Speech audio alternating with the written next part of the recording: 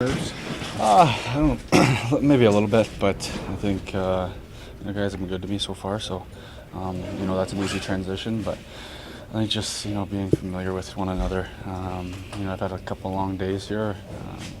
Yesterday I got in right before the game, and then got into Philadelphia around 2. So, it's tough to get some sleep, but these are one of the games where I think that doesn't matter, and I felt fine. A couple bonehead plays on my end, I feel, in the game there, but all in all, it was okay. In what way did you feel that you didn't do well?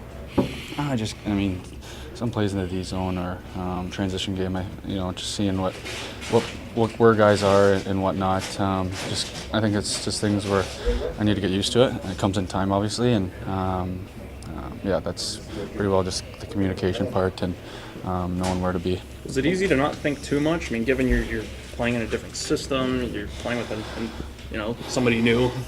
Yeah, it's obviously different.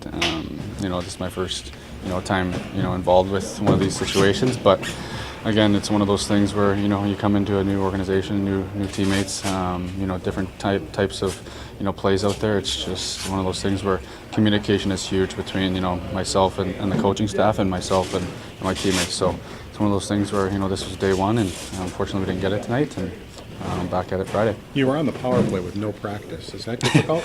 I think it's one of those things where I think everybody that's plays in that situation kind of knows where to be and whatnot. Obviously, plays are a little different, in that aspect. But like I said, it comes in time.